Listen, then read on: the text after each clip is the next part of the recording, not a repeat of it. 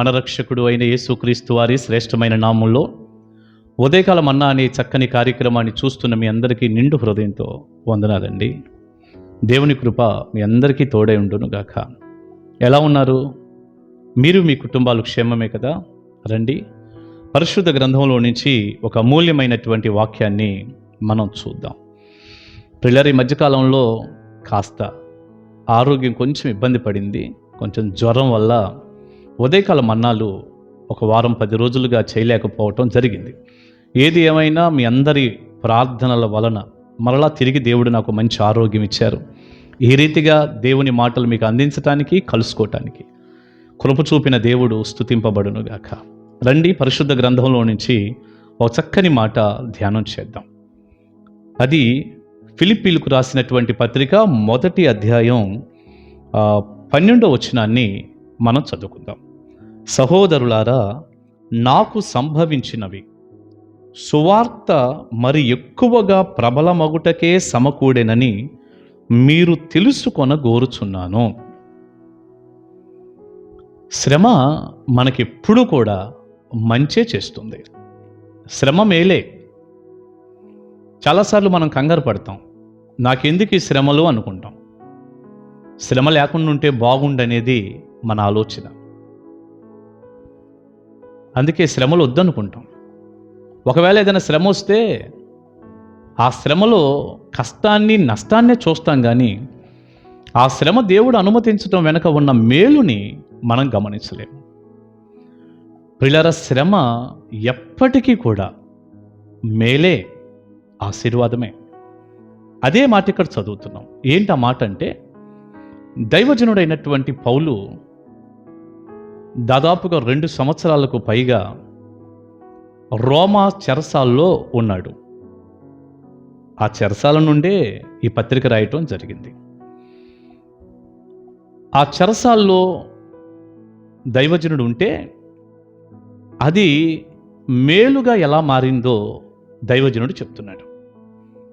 ఫిలిప్పీలకు ఉత్తరం రాసి అంటున్నాడు, సహోదరులారా, నాకు సంభవించినవి అంటే నాకు వచ్చిన శ్రమ, నాకు వచ్చిన కష్టం, నేను ఎట్లాగైతే ఖైదులో చెరసాల్లో ఉన్నానో అవన్నీ కూడా సువార్త మరి ఎక్కువగా ప్రబలొక్కటే సమకూడెనని మీరు తెలుసుకొనవలనని కోరుతున్నాను. నా కోరిక ఏంటంటే, నాకు సంభవించినవి సువార్త మరి ఎక్కువగా ప్రబలటానికి, సువార్త ఇంకెక్కువ వ్యాప్తి చెందటానికి, ఎక్కువగా ఇంకా సువార్త విరివిగా ప్రకటించబడటానికే నా శ్రమ దోహదపడింది, కారణమయ్యింది. ఇది మీరు తెలుసుకోవాలి అంటున్నాడు పౌలు గారు. నిజమే, దైవ సేవకుని యొక్క శ్రమ దేవుని వాక్యం ఇంకా ఎక్కువగా ప్రబలం అవటానికి సమకూడి జరుగుతూ వచ్చింది. ఎలాగంటారా? 13వ వచనం. ఎలాగనగా, ఆ వివరణ కూడా ఎంత చక్కగా ఇచ్చాడో చూడండి. ఎలాగనగా, నా బంధకములు క్రీస్తు నిమిత్తమే కలిగినవని ప్రేతోర్యమును సేనలోని వారికందరికిని తక్కిన వారికందరికిని స్పష్టమాయెను. నా శ్రమ ఎలా మేలుగా మారిందయ్యా అంటే, ప్రేతోర్యం అనే సేనలోని వారికి, తక్కిన వారికి కూడా నేను ప్రభువు కొరకే శ్రమ పడుతున్నాను అన్న సంగతి వారికి అర్థమయ్యి వారిలో అనేకులు రక్షింపబడ్డారు అని పౌలు గారు చెప్తున్నారు. ఇక్కడ 2 మాటలు ఉన్నాయి. ప్రేతోర్యం అనే సేన అన్నాడు, తక్కిన వారు అన్నాడు. వారు సాధారణంగా ఏమనుకున్నారంటే, ఈ శ్రమ ఈ ఖైదులో ఉండటం, ఈ రోమా చెరసాల్లో ఉండటం, పౌలు గారు ఏదో తప్పు చేయబట్టి, ఏదో పాపం చేశాడు. ఇప్పుడు చెరసాలకు ఎవరు వెళ్తారు? జైలుకి. తప్పు చేసిన వాళ్ళే కదా. ఏదో పొరపాటు చేసి తప్పు చేయటం ద్వారా జైలుకు వచ్చాడు అనుకుంటున్నారు వాళ్ళు. కానీ తర్వాత ఏమైంది అంటే, కాదు, ఇవి క్రీస్తు నిమిత్తము కలిగిన శ్రమలు. ఈ దైవజనుడు దేవుని కొరకు దేవుని వాక్యం ప్రకటిస్తున్నందువల్ల, దేవుని కొరకు మాట్లాడుతున్నందువల్ల ఈ దైవజనుడు చెరసాలకు రావటం జరిగిందని తెలుసుకున్నారట. ఎలా తెలుసుకున్నారు వాళ్ళు అంటారా? ప్రియులారా, ఇంతకీ ప్రేతోర్యం అనే సేన అంటే ఏంటో చెప్పనా? ప్రేతోర్యమను సేన అంటే ఈ రోమా చక్రవర్తి ఉన్నాడు కదండి, రాజుగారు, ఆయన దగ్గర ఉండే సైనికులు వీళ్ళు. ఈ దైవజనుడు చెరసాల్లో ఉన్నప్పుడు వంతుల వారీగా సైనికులు పౌలు గారికి కాపలా ఉండాలి. డ్యూటీలు అన్నమాట.